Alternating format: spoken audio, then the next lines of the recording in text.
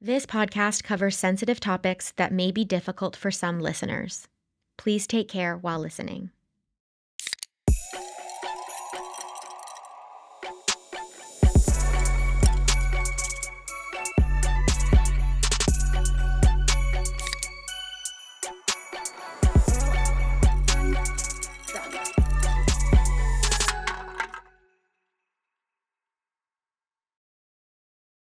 Welcome back to Girl Undrunk. I'm Heather. I'm Zoe. And today is our New Year's episode. It's the new year. Happy New Year. Should we say it together? 3, 2, 1. Happy New Year. Woo! All right, shall we pop? Pop, Okay. potato, pop, pop. Let's see if I can do this. You can do it. Don't point it towards my eyes. Oh, I would never.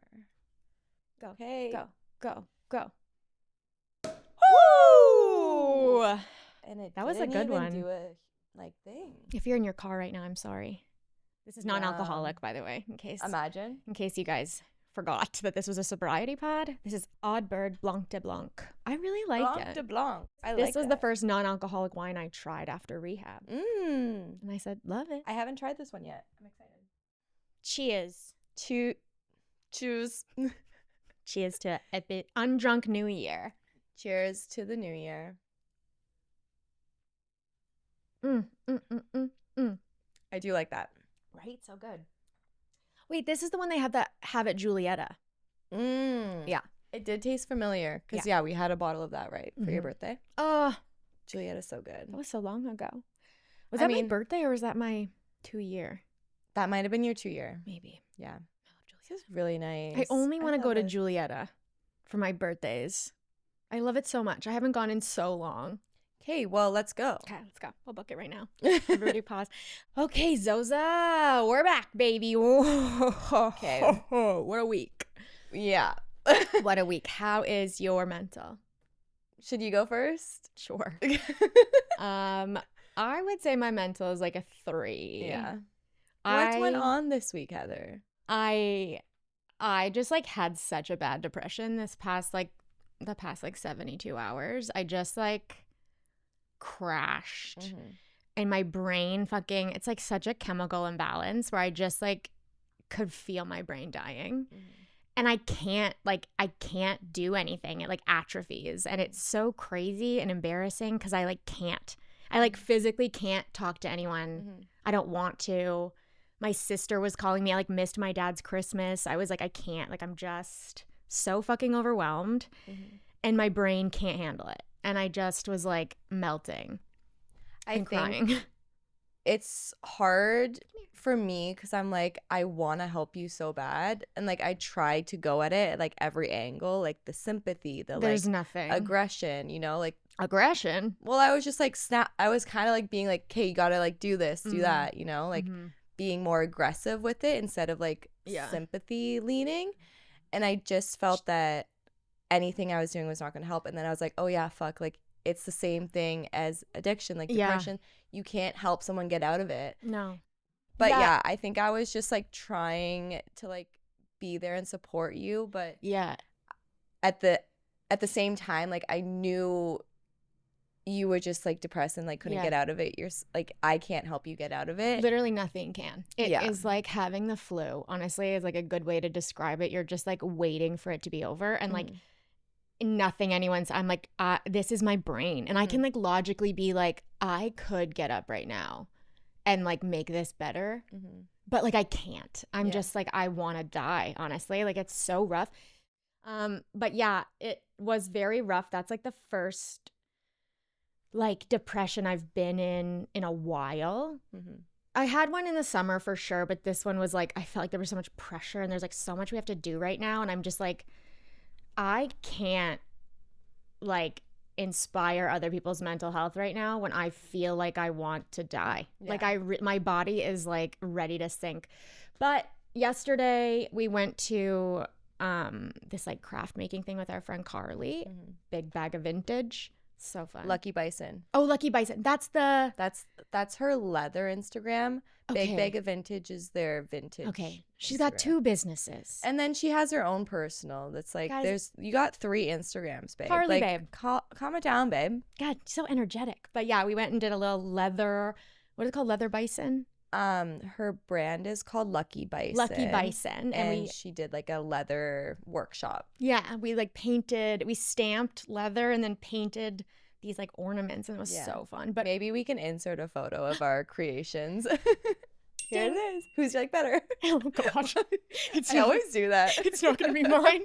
Mine was yours is really cute. Like I think ours both are like 7.5. I'm not good at stuff like that. There was a girl at the end of the table, and we looked over, and I was like, "Fuck off!" And so he was like, "Are you an artist?" And she was like, "Yeah." We were like, "Then get out of here! Get out of here!" This is art, not for artists. No. This is for people who don't do art and just want an arts and crafts night. You keep your talents to yourself. No, but that is also so active of us that we're like judging everyone else based on ourselves. Like, I know. Calm down. Oh my God, but it was cool. Hers was really nice. Yeah. I'm like, I want to do that. I don't have that skill. But when I was driving there, like I did not want to go. I'm surprised that she went, to be honest. I was like, God, I don't know if she's going to come. Well, I just like had to get out of my house. Like I just was feeling so, and it does hit a breaking point at some point where I'm like, okay, so I either am going to do this for the next 48 hours or I can like try. Yeah. I'm so happy that you came last night. Yeah, it was fun. But on my drive over, I felt my depression start to break, which really feels like a migraine. Like when you feel your migraine start to dissipate and you're like, there's space between my eyes again. Mm-hmm. It feels like that. And I was like, fucking thank God. Yeah. But holy shit, man, that was not fun. That was like, I wanted to sleep for 100 years. But anyway, I feel better now. How's your mental? My mental is okay. Like, I think I was worried about you all week, and like I said, I didn't know like what I should do. Like, what do you think you need when you get into moments like that? Like nothing. Like nothing? Like I mean, hopefully it doesn't happen often, but it's just, I can't do anything. It's, I hate even talking about it. It makes me like, it puts me in such a bad mood. But is it because you're embarrassed? No, it's just exhausting, honestly. It's fucking exhausting. And then to like have to it's annoying, I guess. Yeah, and it's also hard to talk about because it's like a feeling. Yeah. And if it's just, there's nothing I can do. Yeah. Like, well, I think I've seen, like, obviously you go through it, and like I've seen a little bit of my boyfriend go through it too. I don't know if I've seen anyone else go through it. So this is like the first time I'm like, the 2 most important people in my life are both fucking depressed little bitches. And I'm like, guys, what am I, like, I don't know. I want to know what I can do to help support you when you're in those times, because like doing nothing feels I think that's what it is though, because I don't like just checking, like do a check-in every day. Like sure, but I don't even. And I think when you're like that too, like you need to be able to ask for help still, you know, like. Okay. Sure, but that's depression, right? So like what we should be able to do, what you want to do, you have to get up, you have to wash your face, you have to take a shower. You can't do anything. No. And asking for help, it's the last thing I want, because I don't want to talk to anybody. I like know what this is. I just want to go through it alone. Yeah. And anyone else, I don't want the chatter. Yeah. It's like annoying to me, you know? Like all of your emotions, it's like having emotional shingles. It's like all of your emotions are right on your surface. And it's like so delusional also. So anything anyone says to you, you're like, I'm never going to receive that. Yeah. Because I'm depressed. Okay. So like it's just, there's nothing. Yeah. And I think that as an addict, it's really hard to not be able to do anything for someone. But it's like, no, like you just have to wait until the flu is over. Yeah. You know, I'm not going to kill myself. Like I'm really not. I'm not in that place where I feel like I'm, even like this whole weekend, I'm like, I'm not going to kill myself and I'm not going to drink. Yeah. I really didn't have any interest in drinking. So you were like just like stuck in a slum. Yeah. Like I don't need to be 5150'd. I just need to be like in my bed crying for a while. Cause I also Did you do a lot of crying? Yeah. But I also don't have time to do that all the time. Like I don't have time to like feel how I'm feeling. I'm so busy. I'm working so hard. And then I think it just gets like, I'll get triggered by something and then my body is like, oh, here we go. Goodbye, babe. You know? It's like if I were to have a drink on an airplane, it would be like, your vacation is crazy now, you know? Yeah. I think it's just like, I guess just because like you are the most important person in my life right now. Sorry to my boyfriend.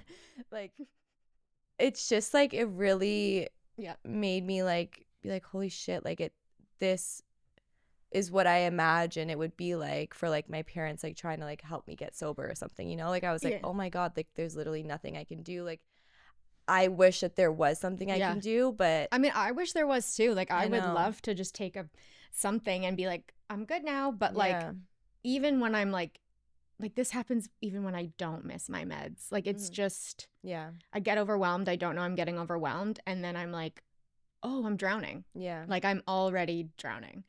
But I do feel better. And I also know like sometimes I have to really sink and cry. Like if I couldn't cry the first day, I like could not fucking cry. And I was like, I feel so nauseous and sick and I just need to get this shit out of my body.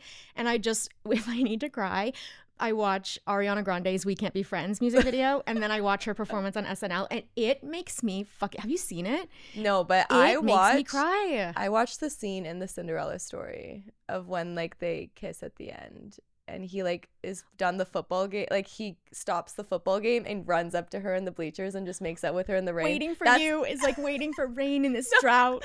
Literally, that's what I watch when I need to cry. Okay, that's an interesting one. So my mental health. I would say, since you're feeling better, like I'm also feeling better, like it does suck that like I feel everything's shit so deeply. Like even when like my boyfriend's feeling bad, like I feel it. Yeah. I think that's just because like I'm an empathetic person and I don't know if this is like right, but like I do care about the people in my life so much. Mm-hmm. And like I want the best for them. So obviously I was just worried about you all week. Yeah.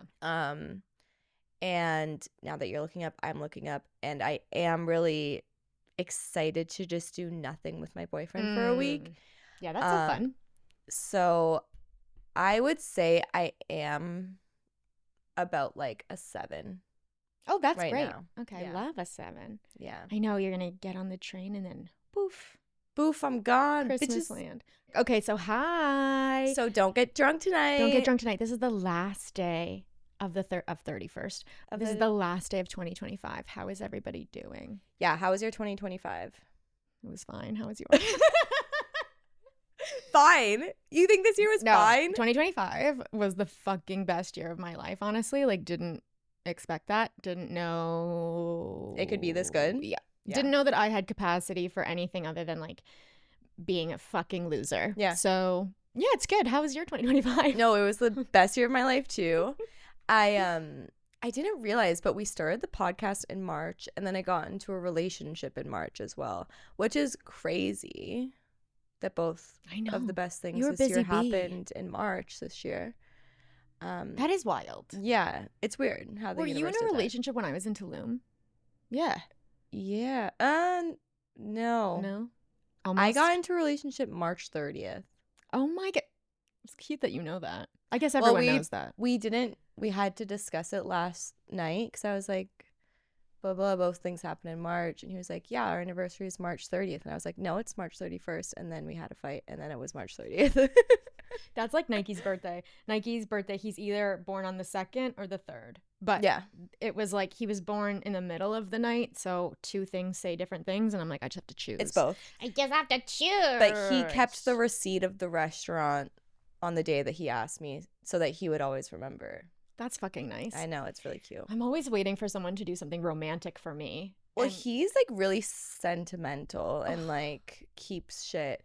And I don't think I'm a hoarder in any sense because it's so easy for me to just get rid of shit. Like throw it out. I don't want it. You're so regulated. So nice. I think I wish I held on to a little bit more things. Yeah, like what? I don't know, like the people that got me birthday cards and Christmas cards this year, I'm like, should I keep them? I know. But I'm like, at the same time, like, why am I going to keep them? There was someone on Dak Shepard's podcast like a long time ago when I was still drinking, and they said that. They're like, I've kept every Christmas and birthday card my whole life, and I just like have them. And I'm like, first of all, you're insane. Second of all, damn. And third of all, we live in Toronto and my condo is not big. So where the fuck are you putting all this shit? Also, No, you know what I was going to say? Who the fuck is sending Christmas cards? I have one. My friend's mom sends me a Christmas card every year, and I love it so much. It's the cutest thing. Often it's a picture of the full family. Yeah. Love that. I'm like, yep, here you are again in your 30s. But yeah, we should take Christmas card pictures next year. I'm down. And send them around. I'm so down. We do have a Christmas card photo with Santa. Oh, we do. Yo. Can we say what happened that day? That was crazy. That was crazy. I want to tell it. I want to tell it. So we're at the Distillery District. Guys, remember, I love Christmas, okay? Yeah. Heather loves Christmas so much. We're both with our boyfriends, and we go up to take photos with Santa, which is like so adorable and funny. Mm-hmm. And I sit beside Santa, and my boyfriend goes to sit beside Santa. And I was like, no, don't sit beside Santa. Like, Heather's going to sit beside Santa.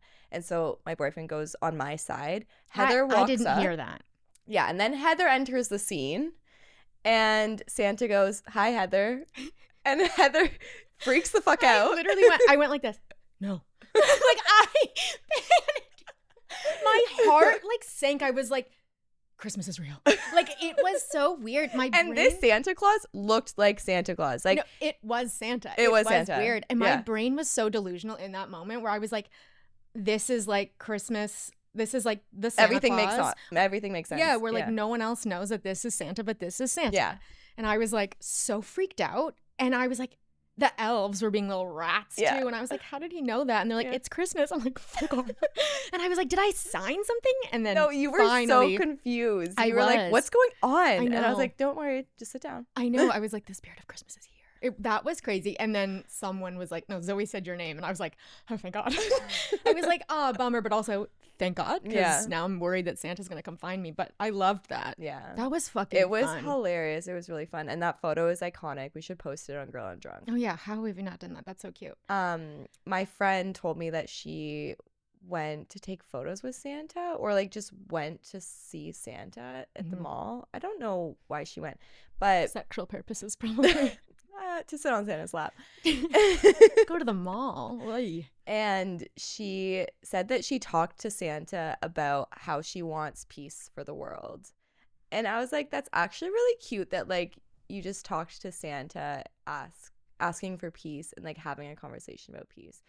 That's really kind of sweet. It is, but it's also go to therapy. Yeah, but it's kind of I'm sure it's healing in some sort of childhood way. 100%. That's that is kind of a therapy. That is how I felt when Santa said my name. I was like, everything I've ever wanted is fine. It's here now. I'm good. Did you cry when you saw Santa as a kid? Or were you like, fuck yeah? Oh, because I was scared? Yeah. No, I don't think I cried. I was never comfortable. Yeah. I was never, but also I was never comfortable taking, hugging my uncle or anybody. I didn't want that kind of thing.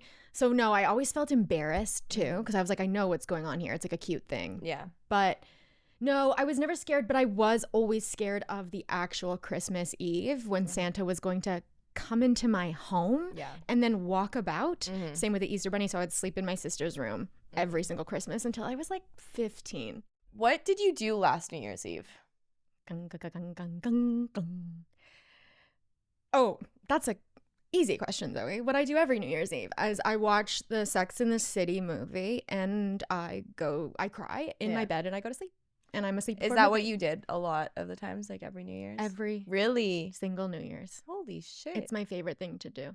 Do you think you're going to come out with us this New Year's Eve? I do not know. Okay. I just like to listen to, I like when Carrie Bradshaw, when Miranda is upset and she's alone on New Year's and then she calls Carrie and she's like, what are you doing? She's like, I'm just going to go to bed. And then Carrie's like, oh, my friend. And then she puts on her, her big skirt and her robe and then walks down and then she takes the subway. That's me. And it's like, oh, land sign. I love that. What did you do for New Year's last year?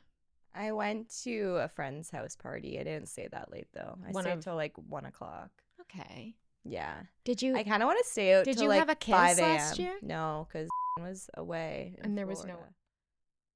But you weren't in a relation yet. No, I wasn't in a relation, but I didn't see anyone that night.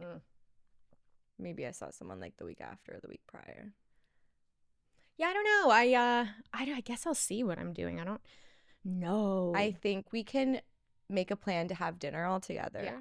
Like an 8 p.m. dinner. Mm-hmm. And then break if off. you're feeling like you want to come out, you come out. Yeah. And if you're not, you can just hang in. Yeah. New Year's, I usually cry. I find New Year's is always like a big thing. It's like after Christmas is so stressful. Yeah.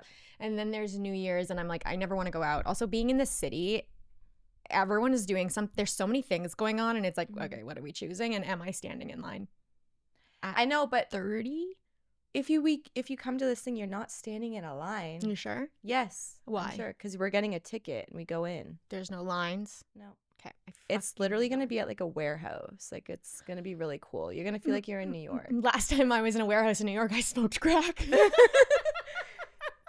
I will not let you smoke crack.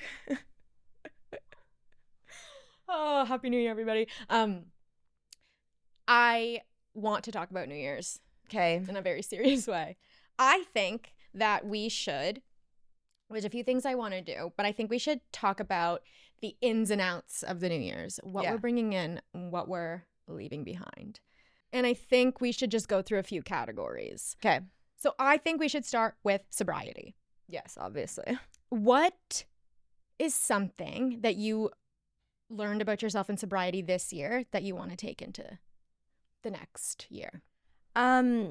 I guess just how much I can help people get sober, whether it's my friends, whether it's people in the meetings, whether it's people who listen to the podcast. Like there's so many avenues in my life where people come to me about sobriety, and I think like I can really make an impact on their whole entire lives and like save them from the drinking of it all. So I think I really was aware of that this year, and I really like how that makes me feel in my own sobriety. So like that's something that I really want to take into the next year, because I am so confident in my sobriety right now. Like I think I can handle like taking in other people. My boyfriend mentioned that his sister reached out to him, and I was like, Kate, let's plan a brunch with her. Come on, let's go. Because she's an active addiction. And I was like, and he was like, no, that's crazy. And I'm like, what? That's not crazy. Like, I want to meet her. Yeah. And it's because selfishly I want to save her, you know, which I don't know if that's a good or bad thing, but I just think seeing other sober people live, I think that would like be inspiring to me if I was someone like really fucked up, you know, and seeing that it's possible. Yeah. And I think even too, if it's not like, oh, I can save this person, it's like, I'm a connection for this person. Like I am a person in this world who like, you're not alone. I've gone through the same bullshit you've gone through. So like, I'm here regardless. Exactly. And I think like she knows that her brother like overcame it, but like it's your brother. So like, why would she like even care what he had to say, you know? Like I wouldn't care what my brother had to say. No, me either. I'd be like, you don't understand, even though we have the same DNA and we lived the same experiences. Yeah, you don't understand. You don't fucking get it. What about you? I think, I mean, there's so many things, but I think just like a surface level thing, I think my stamina, sobriety has like given me stamina, and I'm learning to like you've said too, like I used to say like I can only do one thing a day, and now I'm like, oh, I do multiple things a day. And I think that is sobriety. That's like sobriety has like given me energy. It's given me confidence to like try and go out and be friends with people. So I think that is what I want to continue into the new year, is just kind of like keeping that going. Like keep going with the motion. Yeah. And like if I want to go out, go out. Like just kind of keep my social circles moving. And I think that's a good thing too, of like going out and even leaving after 30 minutes, an hour, like at least you went and like you experienced it, and like maybe the next time you'll go for a little bit longer. But I think it's just like pushing yourself. Yeah. Because like I got out of rehab and like just immediately pushed myself for some weird reason. And I think now you're like comfortable enough to push yourself. And I think it's just doing that and not putting like pressure on yourself of like, I have to stay here till 12 o'clock at night. Blah, blah, blah. Like, well, and you know what? I've done that multiple times where I've like gone to something with you, or I've gone to something and then left early. Yeah. And no one's mad. No, even, no one's mad. Even Ariane, like we came to your birthday, she like had to leave early, and like I think she felt bad about that. But then it's like, oh no, like you were in the mix. Like you came, you saw, you said hi to everyone. Now when we think about Zoe's birthday, like you're part, you're like there. and think like if you can show up, if you want to show up, just give yourself like, okay, we're going to do this in like 10-minute increments. Yeah. And it's okay. You know? Yeah. And it's just like, it's exposure therapy. It's exposure therapy. You'll never do it if you don't try. Yeah. And I think I am so proud of you. Like, even like at the beginning of this year, yeah, you only did one thing a day. Yeah. You know? Yeah. I don't know when that changed, but like, yeah, you're doing multiple things a day and like you're not. It was probably when you were like, hey, do you want to hang out after the pod? And True. I was like, what do you mean? After the pod. Like, this is my event for the day. Yeah. Is there a version of you saw in 2025 that you really like and you want to bring into 2026? And is there a version of you saw in 2025 that you don't like, that you would prefer to leave in the past? I think just like the version of me that I want to leave in the past is whenever like I'm around my family or like in like heated situations, it's usually around my family. I usually am just like quick to trigger and like just get mad and get like bratty all of a sudden, and I just hate that I do that still. Yeah. And I know like family is just like so hard in general, but I just hate when I do that. I did a little bit last weekend when my boyfriend was there, and I just hated that version of myself.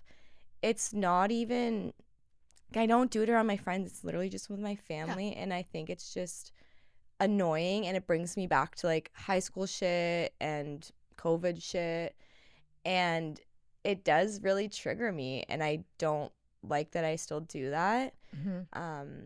So that's something I want to really try to stop doing. I think it's just like giving myself grace and like leaving the room when I'm feeling like wild up, like just go away for a second. Do you know why that happens?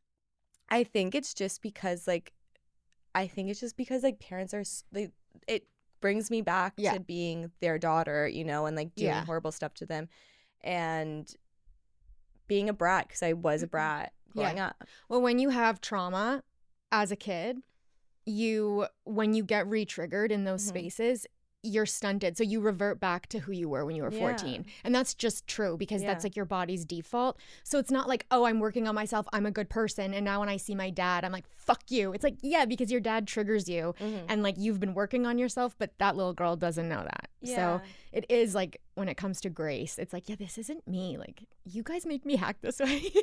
I know, and like I know you can't keep blaming them, because I feel like I have so much in my past, just blame them for everything. So I think like that's something I really want to work on. I think something I saw good in me this year was just like how I'm able to like love someone, I guess. You as well. That's like nice. Being able to show up for you in such a way, and being able to show up for my boyfriend in such a way. Like, I am proud that I can do that, because I don't think I ever thought that I could or like deserved it. And like, you are literally my wife. Like, I went out to dinner with Alexia and Tori, and like I brought you up so many times. Like, oh, Heather would have loved that, and like Heather would do this, or blah blah blah. And I'm like, why am I bringing up my best friend so much? Oh yeah, because she's literally my wife. Yeah. So I think I love that. I've always wanted to be a wife. Yeah. Of a friend, a friendship wife. A friendship wife. A work wife, a friendship wife. Yeah. So I think just showing up of ways of like love is what I want to lean in more.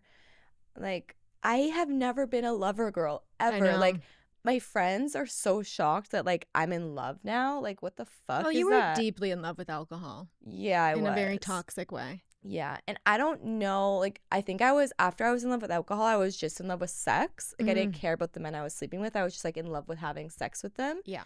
And then my boyfriend just like stuck around, and I was like, oh yeah, like, you're really nice, I guess. No, he's so fucking cute. And then, I was like, okay, yeah, what would I do without you, kind of thing. Yeah. I'd be fine because I have you, but.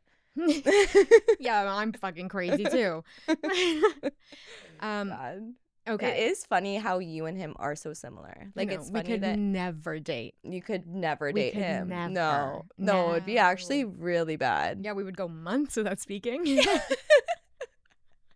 We'd say I love you immediately and then go months without speaking. Yeah. Not that me and your boyfriend are in love just before that gets crazy. I mean, you guys are in love. I mean, yeah, well, we must be. No, he's been worried about you, His girlfriend is my husband. Yeah. So it is very important. Yeah.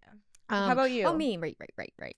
What's something that you saw in yourself that you loved this year that you want to bring in, something that you hated about yourself that you don't want to bring in? I'm trying to do this without being self-deprecating. That's very hard. I like that I had a goal and have had many goals, and I've put energy towards them, and I've followed through with them, even if it involves a lot of crying and lying on this couch and sinking. But I do like that there's been follow through. I'm not a follow through girly. I never was. I don't do anything. And I am very impressed with myself for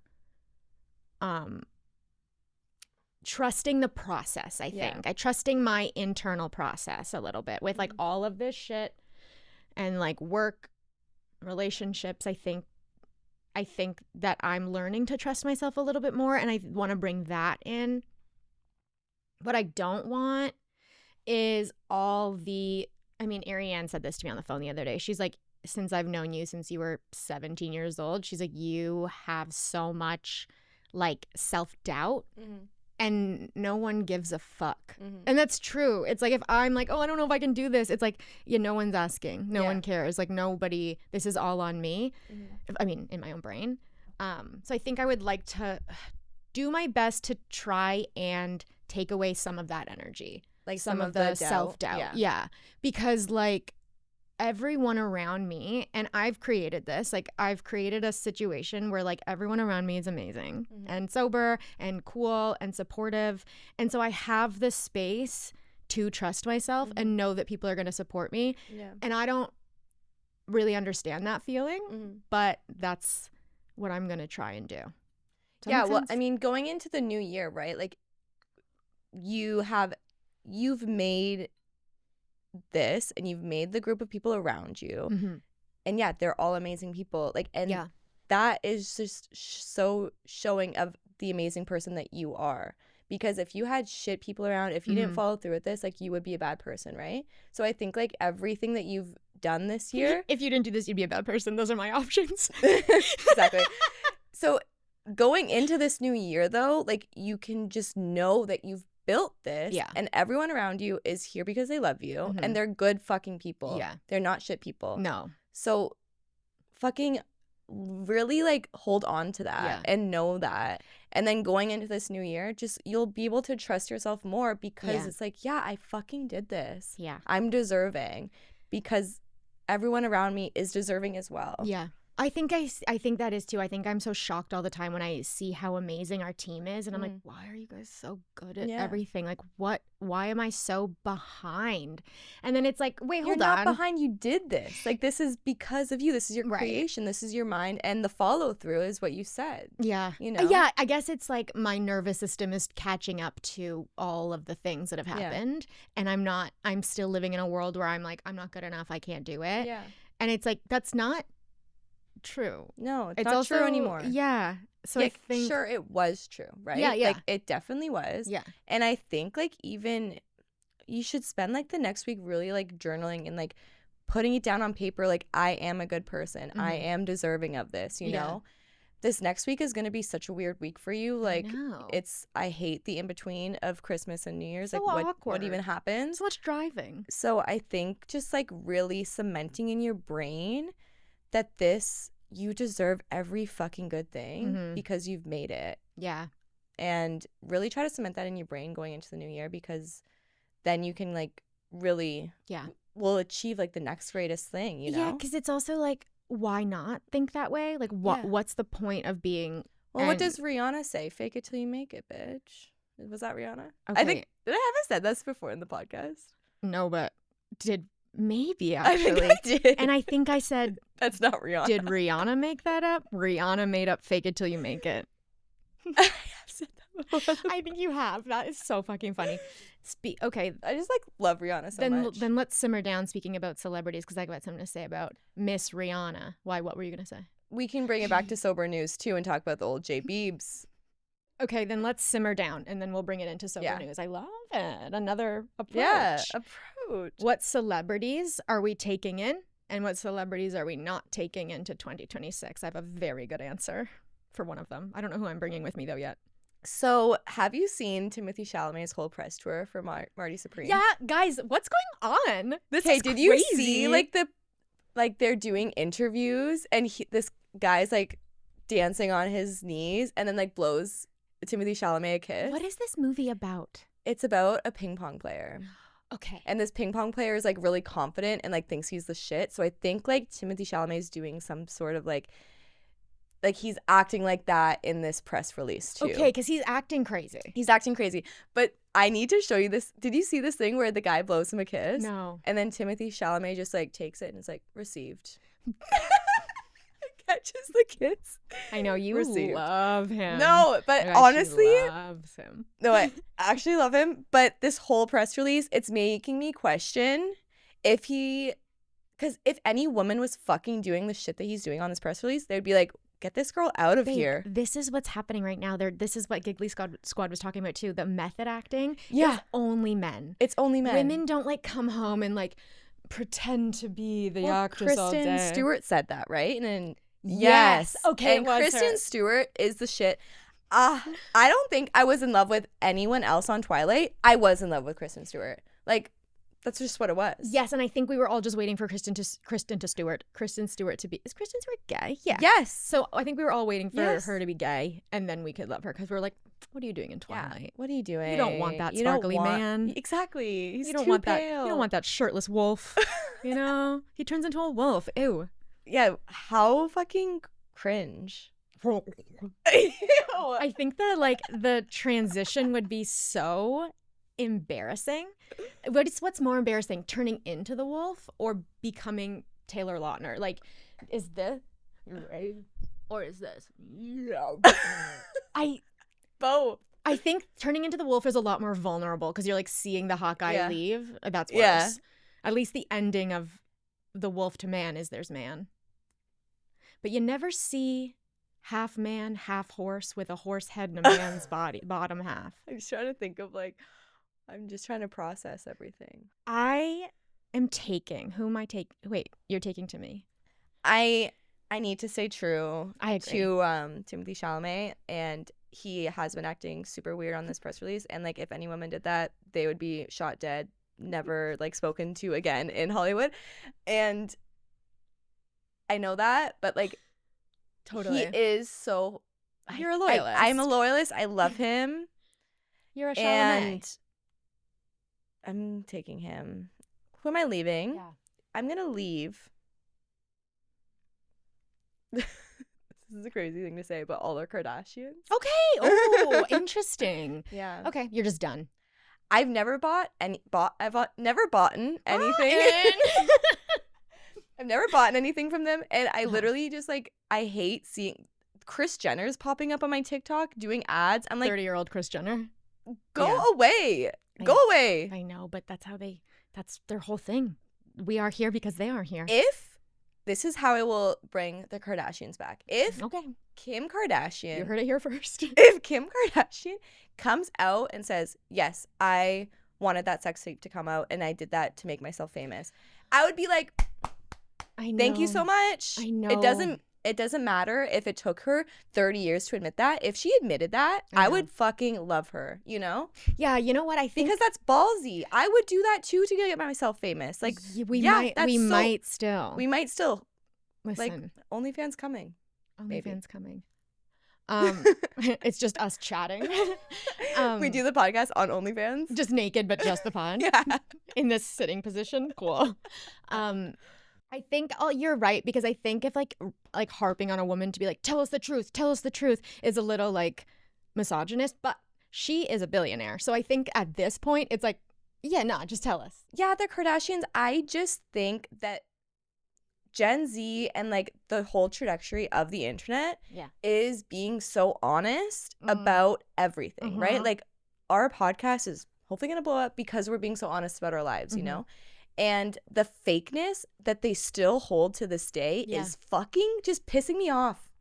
What are your celebrities? I'm so excited to hear them. Okay, so who am I bringing with me? This is a good question. I don't really know yet. I'll do that second. Okay. Wait, no. I just do a rapid fire. Who am I bringing? Who do I love? May Martin. Yeah. Oh, you know what? That's a great one. I'm bringing May because May did such a good job this year with Wayward. They're writing a new show with their writing partner from the UK. Are they going to do a second season of Wayward? No. I kind of love I love it too. And I think they're writing another short series, which is really thrilling. I think that May is going to really... May is getting further and further away from me because they're blowing up, and that's okay, and I'm happy for May. But I'll take them into 2026. It's fine, but it just probably won't be on top of me. It's all right. I mean, this is the self-doubt that we don't want. You're right. I'm going to marry May. Exactly. Okay, who I'm leaving. This is very important. And one of our friends is a culprit of this, okay? And I know you're not listening unless you're having sex, you little rat.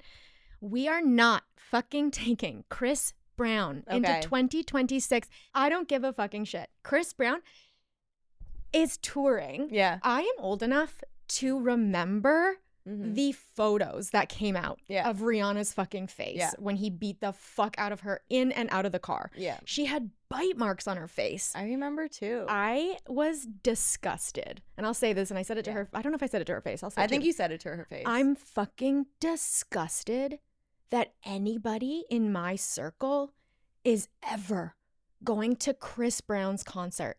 That to me is so crazy. That would be like going to R. Kelly's concert. Literally. I'm like, or Diddy now. Yeah. I'm like, sorry, are you too young to have not known? Yeah, he was early 20s, but I don't give a shit because here's the other thing. You and me talk about this all the time.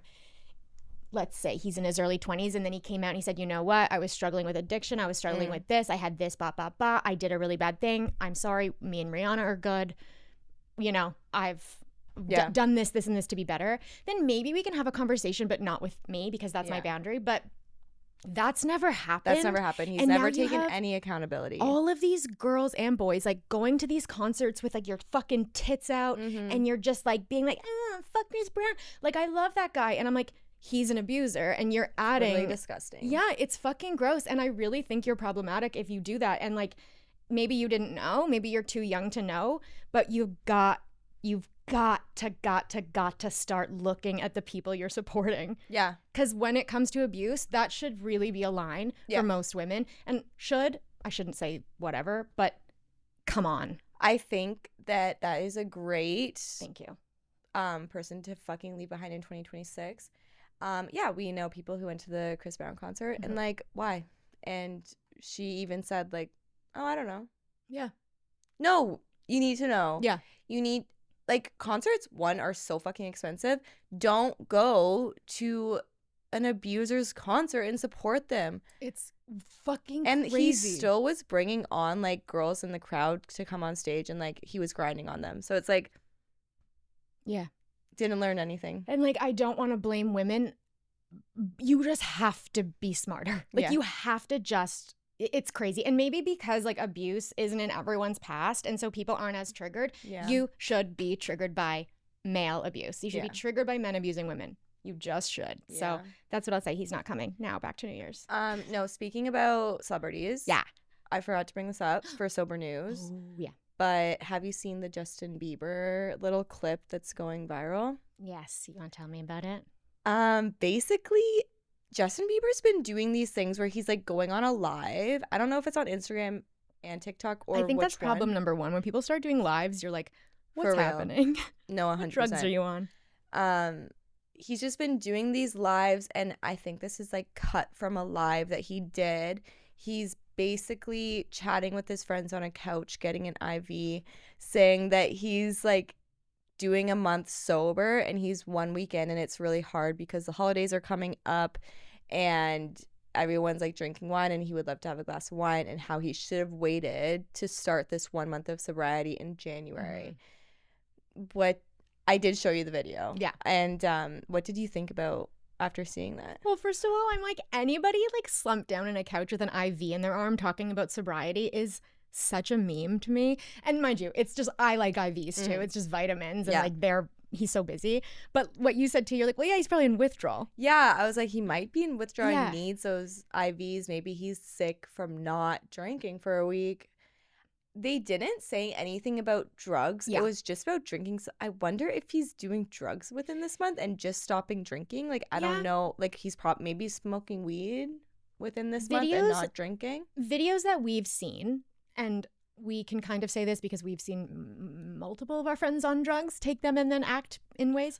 Yeah. I think the videos we've seen of Justin at like some concerts and stuff, it doesn't just look like alcohol to me. Mind you, alcohol can look like anything. Yeah. So, but to me, it does look like a little more of like speed or ketamine or something going on. Everyone used to say, like, I know my boss who brought me to the hospital once said to me, like, crazy sentence.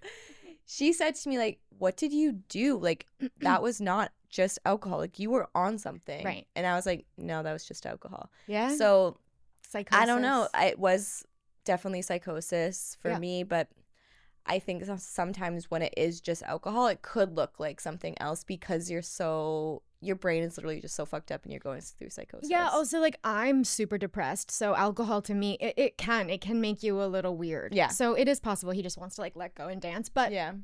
So I wonder if, like, alcohol is his problem and, like, drugs aren't. I would assume that alcohol is not his problem because he's just quitting that for a month. So it must be, like, an easy way out. You know what I mean? Maybe, yeah. I do wonder, and I think a lot of people around this time of year are like, I'm going to quit. Yeah. You know? And then it's like, oh, wait, I can't quit. We have Christmas and New Year's. What am I going to do? Just sit at home and be sad? I can't do that because I'm not drinking. I'm not going to do that. So I think it is interesting that he's, like, chosen this time. Yeah. And he's being honest about it, being like, this fucking sucks because I would love to have a drink. Yes. That's super honest. I like that. Like, I like that too. Like, the fact that he did open up about it is really cool. I will be stalking his Instagram and 100%. Seeing if he's, like, has something in his hands. But yeah, we'll be watching you, little Beebs. I'll be watching you, J Beebs, just to, like, keep you on track. It is that thing, like, I say it too. Yeah. And I'll be like, I don't want to, or like, I'm having cravings right now, or like, I really wish I could have a drink. And that's what I learned in rehab, and it helps me to, like, name the thing and be like, oh, I'm not having anxiety. I just wanted a drink for a second. Yeah. I don't know. We'll see. I wonder why he's choosing this time. It feels like someone told him to do it. I know. Yeah. Or like it. Yeah. I don't know what's going on. It's also like coming out of the Diddy doc. I'm like, did that have something to do with it? Damn, I worry about Justin. Yeah. It is interesting how he was like, I should have just waited till January because everyone does sober January. Is anyone doing sober January? You know, I think as an addict, I really, really believed myself when I was like, I'm going to stop drinking in January, or I'm going to do dry January. I'm going to stop drinking for this month. Even if it was like 5 minutes before I drank again, I really believed myself because I wanted to believe that I could and that I didn't have a problem and this wasn't going to be an issue. And I remember every single time I would go from Boston to New York and back on the Greyhound bus, on my way back to Boston, I would always like have these like post-trip revelations where I was like, I'm going to eat really well. I'm going to stop drinking. I'm not going to do drugs. I'm going to, eat really well. It was going to be like not eat. And it was going to be so regimented. And I really felt that feeling of adrenaline and optimism and hope. But it's so fleeting. And so I think that's why it hurts people so bad when they're like, I'm going to go to the gym. I'm going to stop drinking in January. I'm going to do all of these goals. And it doesn't work out. And you're like, I'm a piece of fucking shit. I'm going to drink. Yeah. You know? That's a lot of people talk about that in the meetings, being like, if you did a lie detector test to me, and like when I woke up after doing like a horrible thing and I was like, I promise I'm not going to drink again, I would pass the lie detector test because I really fucking meant it. Yeah. But then something happens where the addict takes over and it's like, no, you need this. And then you go and get booze 4 hours later. Yeah. You know? So like, it's interesting because it's something that a lot of people say in the meetings, but it's why it is a disease. Yeah. You know, it takes over you. If you want to get sober, if you wanted to get sober, you would. It's like, yeah. We all want to get sober. Yeah. We don't want to live in a world where we can't drink if it's going to be like this. Yeah. So like, yeah, your addict brain does take over. It's just fucking doing push-ups all the time. Yeah. But those little moments are really sweet, I think, because it's like, I see you in there, Joe. Yeah. Like, you don't want to be doing this, but but I think also too, in that sense, instead of saying goals, I started doing this last year a little bit. Like, I'm not going to do goals. I'm not going to say what are my goals for this year. It's like, what am I putting energy towards? Because as an addict, as an all or nothing girl, if I make a fucking goal, I will not do it January 1st. And then I'll say, well, then I guess I should buy some fucking cocaine. You know, like, it really does feel like that. So I'm like, okay, well, rather than being like, I'm going to go to the gym 3 times a week, I'm going to drink water in the morning. Yeah. I'll be like, let's just put energy towards that. I wake up in the morning, I should have some water. If I don't have some water, it's not the end of the world. Yeah. You know? Maybe the end of the year is more for reflection. I think so. I think that's what it should be. Like, yeah. Reflecting on this year. Not what we did bad, not what we like need to change about next year to make it better, but just observing. Yeah. We were talking about this with Ariane, like thinking back on this last year. Our first episode of this podcast was, this is not a health and wellness podcast. Let's talk a little bit about that, because I have leaned in to health and wellness so hard this year. 2024, I worked out once a week, and I was like, that's enough for me. We do agree. That's too much for me. I was alternating between Jaybird, Sweat and Tonic, and like, I don't know what other ones I would do. And this year, I have started boxing consistently. Yes. And I started doing Legree more consistently. And I have started running, which I know. Started running? This one's never stopping. No, I started running this year. It's insane. Are you running in the winter? You're running on the treadmill. I'm running on the treadmill. What do you like better? I like running outside better. More things to see. Yeah, more. I get fucking so bored, and then I'm just looking at how much I have to do left, and I'm like, ugh. I know. I used to put a towel on the treadmill. I need to do that. I need to do that. But then you're like guessing. Yeah. And then the towel falls down, and you're like, I've just run for 12 seconds. I have so much more time now. And if I don't run today, I'm never going to fit into that dress, and I guess I'll just do cocaine. That's how dark. That's what running does to me. So I don't run anymore. You can't run. I don't run. I have a Peloton in my bedroom. Never use it. Even like getting the Aura ring, like, is health and wellness of me. Like, I'm like, don't want to be on birth control anymore. I'm trying to like take care of my body. I am I don't think I've ever not ate good. That's not a correct sentence, but it's fine. Well. For example, at work, I would always like Uber eat something to work almost every fucking day, which is so much money. And now I'm making a yogurt. Now I'm making a yogurt bowl at work every day. It's like yogurt, granola, berries. And like, really good. That is even something that has, like, I'm a health and wellness fucking girl now. And how did this happen? Don't worry, I still smoke cigarettes. Like, I'm not that health and wellness. If I stop smoking cigarettes, it will be I will be unrecognizable. No. You know, I will hate that girl. You're gonna get 5 years so ago, I would tall. hate that girl. Because smoking stunts your growth. Really? So you might get tall. I might get tall. You might get really tall. I love that, and I love that is really, truly. We were like, we're not health and wellness. We're not trying to push this thing. Like, we're just sober, doing everything. Our lives are so messy. Like, Heather cries all day. Heather still cries all day. Yeah, but in like a healthy way. Yeah. With Ariana Grande. But I think what we've learned is that is just literally what fucking happens when you put care into yourself. Yeah. Not drinking is like ultimate self-care. And for us, we had to, because we had to make a choice to stay alive. That's self-care. But everything that comes with sobriety, it's like, oh, I'm noticing my sleep is better. I love to sleep. I love the time I have to do skincare. Oh, new skincare. Let's get that. It's like all of these other things that give you like small levels of dopamine and endorphins. And you're like, I like it. It's kind of nice, like that. Yeah, it just is moving into health and wellness. And you just like want to keep bettering yourself or doing shit. Like, I don't want to sauna a cold plunge, but you forced me into that a few times. And it's like, I think we should do it again soon. I think we gotta go to Trout. I shouldn't have fucking brought it up. I think we gotta go to I'm gonna ask them to heat up the water for me a little bit. Can you put hot water in there? Hot water in the cold plunge, she says. This is what I have to deal with. It's so painful. I know. It's painful. I know. But I think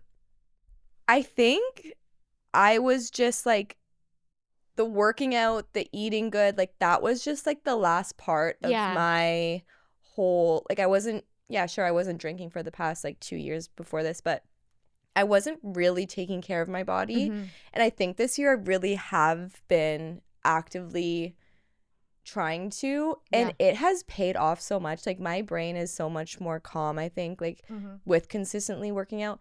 I fucking like do dumb shit in the morning, and I'm like, oh, that would have pissed me off if I didn't already work out.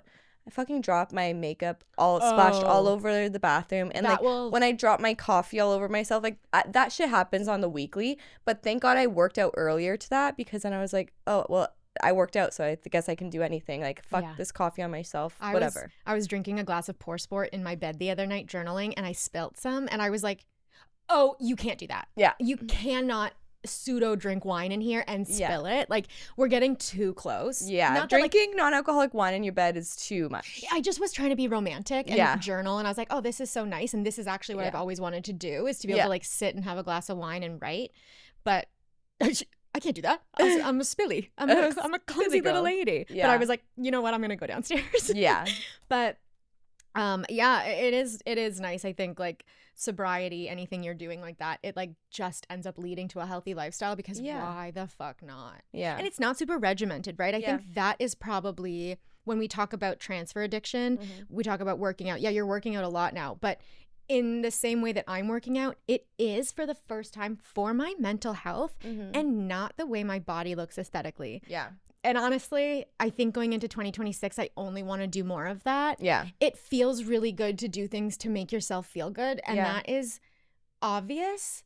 But to people like us, I think it's because we didn't think we deserved it, or like we so weren't used to that, right? Like, I got sober, and then I was like, oh, I'm not going to work out every day. Like, I used to never work out, so why would I do that every fucking day? Yeah. I still don't work out every day, but I work out like 4 to 5 times a day. So that's what I was going to say. 4 to 5 times a day, if not 5 times a day, 4. And if it's 3, I will hurt myself. But it is 5 mostly. It's 5.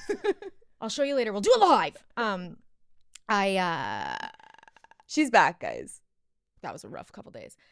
I was going to say something. Oh, we talk all the time about transfer addiction. Yes. And I think that's the thing too, like getting into not being health and wellnessy. I think I personally, for me, was trying to stay away from my all or nothing mentality. Yes. And I'm like, this isn't health and wellness. This is just honesty. Yeah. And now I'm in a place where like I'm not so sick, where I can work out and it will not become my everything. I think you're in that too, because like watching you run, it seems like a lot of joy. Like it's like, oh my god, I ran like this. It wasn't like, and then tomorrow I'm gonna do that, you know? Well, you know what, I think it is like, I think I saw my boyfriend doing it, and I was like, the competitiveness you're side, like, yeah right, bitch.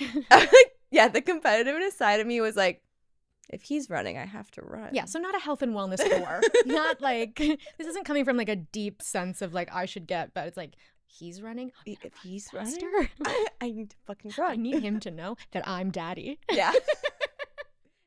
I guess I want to bring this back into like of a control, because I think that like I do try to control situations when you're not feeling well. I want to like control you to make you feel better. Like, I think I really need to start relinquishing control a little bit better. That word, Zoe. Did I say that right? No, but it was almost. Thank you. But I liked it. You used it well. Thank you.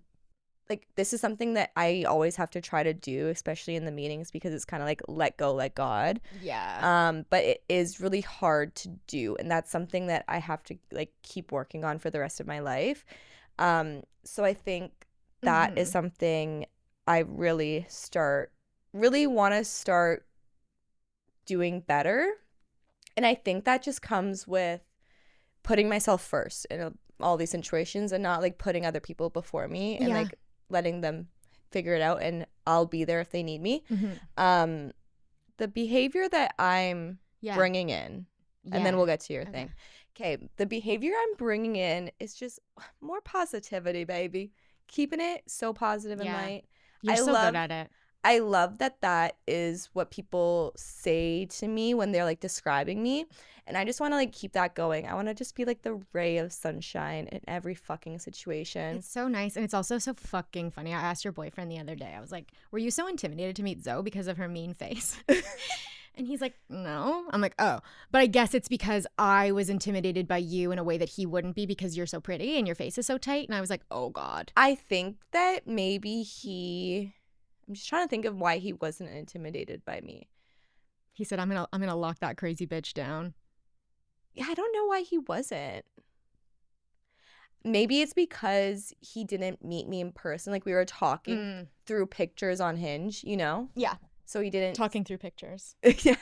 He only seen pictures of me. He didn't know what I actually, like, acted like in person. And when I go on a first date, like, I'm a fun fucking vibe. Yeah, that is... Yeah. I'm not, like, working at my clinic. And, like, I do like being a bitch to some of the people that walk in. If anyone has like concerns or questions or like needs a confidence booster about dating in general, not even sober dating, definitely sober dating, but dating in general, DM Zoe, because yeah, you have a thing where it's like not an option for you to be like uncomfortable or awkward. Like you don't even have that. You just kind of like go into the situation and it's like pretty remarkable. It's probably because when I was... You're better than everybody else. Dating... I knew that I was sober and I was better than everybody else. And being sober gave me such a confidence. I was like, and I think I missed being nervous, like waking up nervous about what you did the morning. Yeah. I probably missed that like stimuli feeling. Yeah. And that's what I would get when I went on first dates. And I was like, oh, this is fun. And then like everything came out of me too because I was so nervous and then everything, all the poop came out. And I was like so skinny on the first dates. Okay, what's one behavior that you're leaving behind and taking? Okay. It's all going to have to do with my home. And these are not going to be goals. These are really just going to be energy. Mm-hmm. What I'm leaving behind, the behavior, is being a default messy person, I think. What I want to put energy towards is caring about where I live because I'm working on believing I deserve to like have a roof over my head. And yeah, I think I'm leaving behind the behavior that I don't deserve to live in this house. I think or deserve to exist, basically, is what the goal is fucking taking a fucking breath and like putting shit away. Yeah, I'm bad at organizing, and I think like that. You try to do everything too fast, though. I do, and I need to. I mean, it's so weird because it's like I'd have to like reorganize my whole life, but it is like little things. It's like, what can I start with? Like that cutlery drawer. Like just keep it cutlery and nothing else. Like don't let anything else go in there. And also another thing that would be good would be don't let food rot in my fridge. Yeah. This is something I'm not as embarrassed about as I fucking should be, but like I have an eating disorder. Like I do, and like trigger warning, but it's not linked anymore to like self-worth. Mm-hmm. Now it's just like I have disordered eating and I'm not hungry or I am hungry, but I only want chocolate. Yeah. And so I'll get inspired and I'll buy food and then it sits in my fridge and it all rots. Mm-hmm. Like rots. Yeah. In a way where you're like didn't know that bananas pissed themselves when you leave them for too long, but they do. Okay. The depression and the ADHD. Like that is the only thing that's controlling your eating right now of being like not great is because you're either depressed sometimes or your ADHD brain just like literally forgets to eat. Yeah. I think that is what it is because it is not, I'm not choosing when I'm hungry and when I'm not. And sometimes I'm hungry and I'm annoyed. Like I get hungry and I'm like, oh, like I'm busy and I don't know what to eat and I have literally zero interest in making anything. And do you think that you're annoyed that like you have to eat? Yeah. But not in a way that I'm like, I'm going to get fat. Yeah. In a way that's like another thing I have to do. Yeah. Like if I could just take a pill and then lunch, great. I would love that. Do you but you still get anxiety over like eating in front of people? New people, yeah. And this is, I think, the behavior I'm bringing into 2026 is like, I guess it's the food and the letting. Okay, so the person I'm dating right now has been really like helpful in this, a little pushy, but that's okay because I need it sometimes. Yeah. And I feel like he's riding that line pretty well of like what's too much and like when Heather starts to cry, we have to stop talking about her refrigerator. Yeah. But he like, we went grocery shopping and he was like, okay, so if I was going to come over and make food, this is what I would make. It was like a salmon thing and then like pasta and a salad. And he's like, so we're going to get all of those things so that when I come over, I can make them and leave them here. And I think that's like my first step. Yeah. Is just like having food that is edible in the house, letting someone do that for me. And also just accepting that, like, this is a hard part of my life. Yeah. Food, you know? It's not the worst thing in the world, but it is something I need. I think you were being defensive of, like, oh, I don't have an eating disorder. I don't have an eating disorder anymore. Like, I think you'll always have an eating disorder, no? Like, I don't know, because it's so different. It used to be all about my gaining weight. Yeah. And it was so linked to my self-worth. Now I kind of feel so dissociated from food. Like I feel so distant. Like it's like my body doesn't even know it needs it. And then I'll get hungry and then I'll get like a surge of adrenaline, probably because I have ADHD and I'm hungry. And then I'm good. And then I'm in my bed and I'm like, I'm going to order Ferrero Rochers and eat them in my bed. So I think it's like what you said before, like calming down, breathing. Right now, the way I'm feeling about it is like, it's not something psychologically damaging. I think that like, I am so happy that you have a guy in your life that really cares about you in every aspect of the way, of like wanting you to feel like you know yourself is one part, and then like wanting you to eat food, you know? And I think a big thing is what you need is someone to like remind you to eat, because like I do that. Like I remind you to eat, and I think it's helpful to have your person to remind you to eat as well, and just like put food in front of you. Yeah. I think that I'm sure your man does this, of like checks in on you throughout the day and asks if you eat. Yeah. You know, and like think that's just what you need. Yeah. And you can tell him that you need that, and you can tell me that you need that. Yeah. Because I think it goes back to like, you can ask people for help. Yeah. And I don't think you do that a lot. I just kind of made that realization last night. No, I don't. Like you don't. But I don't do it because I think I can do everything on my own. That's probably part of it. But I also don't do it because I don't know how. Yeah. My brain feels like asking for help. I have to explain the entire situation. You can just say, yo, I need help with this. But it doesn't. I know that. Yeah. It doesn't make sense in my brain, because before I ask the question. Is it because it makes you feel weak? I think it just makes me, I think it makes me feel incapable. I think that asking for help is actually like one of the strongest things you can do. Yeah, I don't know how to do that. Yeah. But I also think like too, like Ariane talking about coming in here, and she is going to do this and like go through step by step this whole process so that we can write it down. I'm like, the thought of that, I'm like, fuck, you're going to come into my house and the first thing I do, you're going to be like, okay, so why did you do that? Not that she's a fucking bitch. Yeah. She's so nice and helpful, but like, I don't want to every step of the way be told what I've done wrong, even though it's going to be so helpful. And it's kind. Yeah. And it's not like you're wrong, you're bad. It's like, you've never done this before, let me help you. Yes. But in my brain, it just feels like when my boyfriend opened my fridge and is like going through it, I'm like, okay, so I'm going to let you do this, but now you're going to see everything. And when you see everything, you're going to leave. But he didn't leave. And like when Ariane comes in, she's not going to leave. When you ask me for help, I'm not going to leave. You know, like I think him still being here after he saw the insides of your fridge is just, you got to like remember, okay, he didn't leave. I can like ask people for help, you know, like people aren't just gonna leave you anymore, babe. Like, you are a good person. Maybe I need to like start small and ask for like tiny favors that mean nothing. Like, can you text me this? Yes. Or can you get that quickly? I think everyone in your life wants to just like make sure you're okay at all times. And like everyone in my life wants to make sure that I'm okay too. And like, it's nice to be able to like lean on your friends for help. Yeah. I think it's hard to ask for things and not feel like a burden when you've been a burden forever. It's like, you've helped me with so much stuff. I have a purpose because of you now, you know? Like, you can tell me whatever you need help with, and I will always be there for you, no matter what. Okay? I appreciate that, yeah. I love you. I could cry. I know. I've been crying for so many days that I'm just like, oh my God, I'm exhausted. Yeah. But no, it is, it's surprising to me that is where my not fault, but where my difficulty lies. Because like I'm so open.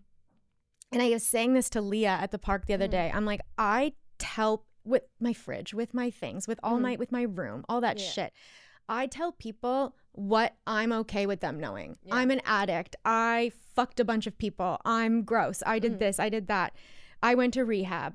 It's so sensational, but those are the things that I'm offering so that you don't actually have to go looking. Because if I don't offer anything, you're going to go looking and I don't trust what you're going to find. Yeah. But if I offer all this bullshit up front, then it keeps you over there. Yeah. So I think that we're close because I'm being vulnerable with you, but it's such an agenda. Yeah. Like it's so... You're still...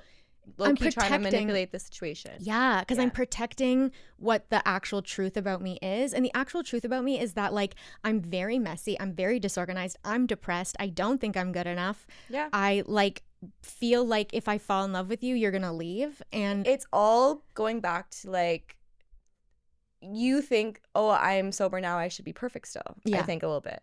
Like, I think I thought that before, too. Yeah, and I'm embarrassed that I'm still not perfect. Yeah. Yeah. Yeah. But, like, God, you're not even 3 years sober yet. Like, you literally are 2 years old.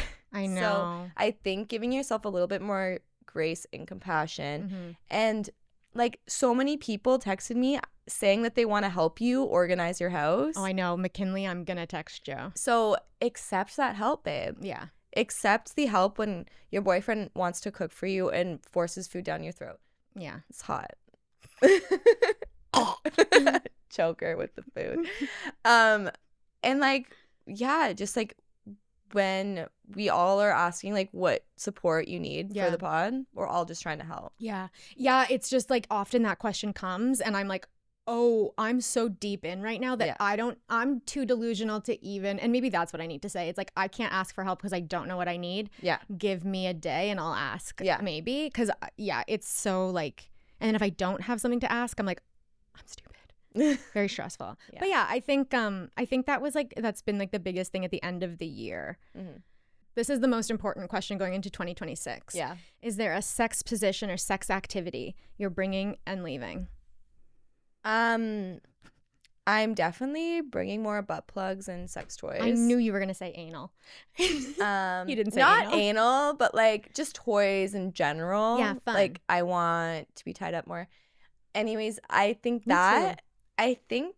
what I'm leaving is all sex is so good. I don't want to leave anything about the sex. Is there anything you want to leave about the sex? Oh my God, I would love to leave nausea. Yeah. That's getting better. Yeah. You feel safer. Yeah, I think I would like to, I mean, if I could, I would love to leave that fucking trauma in the past and just like have sex with the person that I'm super into and not get nauseous, but it is getting better. And I think that what I want to bring is continuing to feel sexy when I'm having sex and just like, bring more of like a sexual vibe. So this is the dilemma that I have because I would love to have a mirror in my bedroom to watch myself have sex because like it is so hot to watch myself fuck. I do look hot. I do love my body. My boyfriend looks great back there. Good job. Go team. Good job. Look at you. You're so cute. I often look at him and I'm like, wow. I know. Good job. Yeah. But I've heard that it's not like there's superstitions around having a mirror in the bedroom. I wonder if that would be good or bad for my dissociation. It might be good. It might be good. To like be like, oh, this is me having sex right now, not the other way around. Right. I wonder what's the superstitions that is going to steal your soul? I think my friend Q told me that. It might be a part of Chinese culture. Tell me in the comments if I'm allowed to have a mirror in my fucking bedroom or if I'm going to die after that. I am a superstitious person, I think. I'm a little stitious, I think. Yeah. Okay, well, we can see. I think it would be good. Is there a room for your mirror? Mirror? Oh, there is. I can put a mirror on my closet doors. Let's just do more sex. Yeah. Let's do more sex this year. Is there anything did I say I'm leaving? The nausea. Yeah. There's no sex. I don't know that I'm like leaving anything. Like I feel like I keep talking about wanting to do anal and like I don't really like love it that much. Oh, I know exactly what I want to do in 2026. You want to peg him? I want to peg. And she's going to peg any day. Pegasus. She's a peg. I want a peg. You will. I think that would be so hot. I know. I have this. What if like they're on top? Like if I'm wearing it and I'm lying down and they're on top. I feel like that's so hot. I know. I'm really scared that I'm going to get icked out if I like do something like that. Have you ever gotten the ick from him for anything? Good question. Because like recently, like since you've actually been in a relationship, like maybe not. There's like sometimes where he laughs and I'm like, that was a weird laugh. Okay. Well, you know what? We have to change that laugh, okay? That's horrible. Your laugh is disgusting. No, I'm just kidding. Do you want to keep it? Change your laugh? I think it's when he laughs, when he's trying to like, when he's laughing when he doesn't mean it. You know what I mean? I have a friend who does that and it drives me nuts. And it's like, you don't need to pretend laugh to like look cool, babe. Like, just don't laugh. We are cool, babe. I think you guys both do like a similar thing. Like you guys act too much when you're nervous. We have severe debilitating depression and we are just trying to make it through the goddamn day with a fake laugh if it's necessary, okay? Honey, you keep laughing away. You keep doing that weird little icky laugh. I'm sorry. But I think if like you're not icked out by like your boyfriend sexually, it might feel like really good, romantic and vulnerable to put your dick in their ass. I will be more experimental with like that sort of play this year for sure because like I mean, look at me forcing you to peg. We're gonna be like a year into a relationship. I bet the sex is gonna be a little stag, and then I'm gonna have to peg him. We should get matching GU strap-ons. Oh my god! Can one sex company if that was our first piece of merchandise was just hilarious. A fucking purple strap-on would be stare. I love it. Okay, one last question. Okay. Now this is the ultimate question. We're going into 2026. What is the vibe for all of them out there? All of our Okay, you know what the vibe is? Yell it at me, honey. The vibe is fucking being yourself. Being unapologetically yourself is the vibe. I like it. I don't care if you're sober or not. Like, be unapologetically yourself. Yeah. Really reflect on yourself and be like, oh, is this who I want to be? Mm-hmm. And if that is who you want to be, go off, queen. If it really isn't, can we do some inner reflection to get to where you want to be? No, I feel like that came right from your soul and your toes and whatever demon is living inside you. And that felt really, I think that's actually genuinely how you feel about the girlies. Yeah, I just want, because I love how people are so themselves. Like, you are so your fucking self, and I think that's why I love you so much. And I think I need more of that. I hate everyone acting the same on fucking Instagram. It's really fucking annoying to me. Sure. So be who you were born to be, and I swear to God, I wouldn't be able to be who I am if I was drinking all the fucking time. I'm so happy I can be myself because I'm sober. And if you feel stuck and you don't know who you are, look at your habits. Yeah. And do some inner work and changing. And it's not easy, but like you can fucking do it. Yeah. New year, new you, bitch. Interrupt the system or the loop will continue. It's so true. Yeah. What do you think the vibe is? I think the vibe, do you remember in the spring, or was this, no, I think it was the spring, and you said to me, you're like, no, the girls are blooming. That's what Alexia said. Okay, Alexia was obsessed with saying, it's a spring, we're in bloom. The girlies are blooming. It felt very true. Yeah. Like my Pilates instructor, Emma, like I started this project. She started her studio at the same time. You were coming in here. Like it just felt very like we were all in motion. And I feel like the new year, we need something like that. Like not the girls are blooming, but like the women are thriving or something, or the women are working, something like that, you know? We are ever changingly growing. We are evolving. We're evolving. We're in our metamorphosis. We're evolving. We're evolving. Like I think I like that. I think that sometimes we can be like stagnant in our lives. Yeah. And that is when it becomes dangerous as a sober person, as any sort of person. Like you need to always be like looking for something new, whether it's like a new book, a new activity, a new hobby. Like you need to keep it going. Mm-hmm. And I don't think you need to have a fucking whole set of goals for January. pick one thing you want to work on, internalize it, and then like the next thing will come. I think that's a good idea. Like pick one thing. Maybe it's your drawers. Maybe you clean your drawers. Maybe you focus and the rest of your house sucks, but your drawers are nice. Like maybe it's that. Yeah. Maybe it's like laughing more. My one thing is definitely cooking. I am 27 years old. I don't know how to cook a meal. It's the city. We live in the city. It's so fast. We don't need to cook. We don't have time in your brain to cook when nothing like it's so embarrassing that my brother had to ask me to bring garlic bread to Christmas because he knows I can't cook anything. Yeah. Like, you've been busy. I think the women are evolving. I like it. The girls are the women. I guess the women. The women. The women are evolving. I think we're evolving. I think to that, like staying in one place, things getting crunchy, like me with this pod and like sitting in here and crying. Yes, I have depression. I have a chemical imbalance, but it's also like, okay, what was I doing that drove me into that depression, and how do I move forward and try to not do that?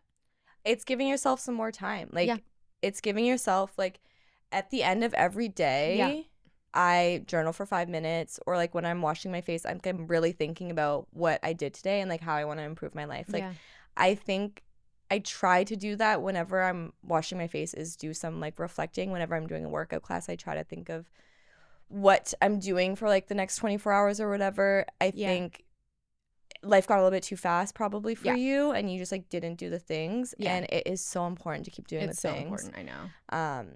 I think that everyone like has like I'm sure you're gonna have a depression again, and it's not gonna be like the end of the world, because this one wasn't the end of the world for you either, you know. And it was good too, because we can like have this conversation even though it's like, oh my god, it's so exhausting. Oh my god, were you depressed for the content? Huh? No, I'm depressed for the content. I'm actually fine, and I've never been an alcoholic. Actually, I'm actually pretty fucking regulated. I can like drink like a normal person. What are we talking about? Oh my god, I just love to have one glass of wine and then go to bed. Which, that's another thing too. I want to say to round that out. Yeah. I say all the time, if I could, I would. Yeah. Drinking. I would love to just go have a glass of wine with my girls and drink. I would love to have a glass of wine in bed. Yeah. I don't actually believe that anymore at all. And I realized that yesterday or the other day. I think I said this to Ariane too. I was like, that's just not fucking true. Yeah. So like all of these like personal rhetorics I have about myself that are just not true. Yeah. Like you tell me all the time, I say, I'm a liar. You're like, you're not. Like you used to be. I'm a piece of shit. You're not.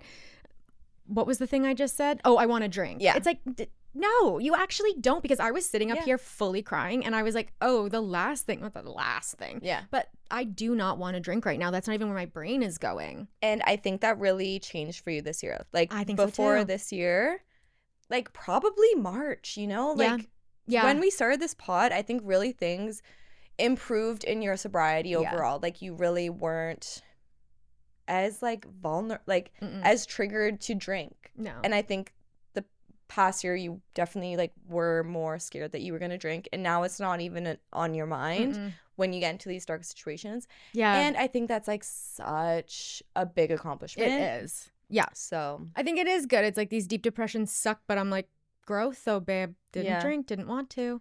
Yeah. And I really appreciate you, and I love you so much, and fucking thank you for being patient with me, because that shit fucking sucks. Yeah. And it's so hard because it's delusional, and I don't know if you're mad at me, and I don't know. I think I'm mad at depression when I get like too. I'm probably mad at something. Yeah. You know? No, and I don't. You're not doing anything that shows me you're mad. But my brain goes to everybody. Yeah. I'm never even in close contact with DJ, and I'm like, he's mad at me. And like, he's not. He's never been mad at anyone in his life. He's so nice. Hi, DJ. But I appreciate you, and I appreciate Ariane and everybody on board, because at the end of the day, like, I'm an alcoholic. You're an alcoholic. I have depression. I have shit that I'm dealing with. And just because I'm sober, it's not all better. Yeah. And the way I react to things is not always going to be perfect, because I'm fucking depressed. And it's hard as hell to crawl out of that hole. But like, everyone around has just been really patient and also learning, because it's hard when you're in it. But I appreciate everyone, and I really love that, like, ending this year, it's so hard to be like, oh, like I was overwhelmed. But we are overwhelmed by the best fucking shit. And it's only because, I think you said this, it's like only because we care so much. And I'm like, I don't want to lose it. I don't want to lose you. I don't want to lose my fucking mind. Like, and I just am really proud and happy and grateful and like, also I'm sorry. No, like you have nothing to be sorry about. Like, I understand that, like, it is just super frustrating because I want to help so bad, but I know I can't. And it's the same thing as like when I look at friends who are fucking still drinking, you know? And I did have to like talk to myself about that and be like, okay, it's fine. Like, yeah, you're like, if I don't hear from her in 2 days, I'll break down the door. Exactly. But, no, and I was going to do that. Yeah, I know. But I am really happy that you even came out last night because I know that was a struggle. Yeah. But it was helpful though. It was helpful and you felt better after. Yeah. Like, who knew arts and crafts can make you fucking feel better? Oh my God, even when they're you're so bad at them. The world is right. The world is right. And also Carly. And how you can't be how can you be depressed around Carly? No, you can't. That's the nicest person. Literally, what is the point without you? And like, holy shit, next year's gonna be so good. Oh my God, yeah, this is like our episode before 2026. So the next time we see you, it's gonna be 2026. That's tomorrow. That's insane. My God, I love you guys. I hope everyone stays safe on the new year. Yeah. On New Year's Eve, because what even is New Year's Eve? It's such a wild concept in my brain. Yeah. But just like try to have fun. And like fun to me isn't getting blackout drunk. No. And don't kiss any frogs. No. It's not worth it. Thank you guys so much for spending 2025 with us. That is beyond, I think, what we ever could have imagined. Yeah. And we're so happy that you're here, and we're so happy that you are in whatever stage of recovery or not in recovery that you're in. And yeah, we will see you in 2026. Woo! Proud of you. I'm proud of you. Proud of you. Bye. I love you. Bye. Love you. Thanks for listening to Girl Undrunk. You can follow us on Instagram and TikTok at Girl Undrunk Podcast, and or send me an email at heather@girlundrunk.com. Oh my God, this is our therapy. Oh my God, I forgot to pee. We'll never have to do therapy together because like we just do this. I know.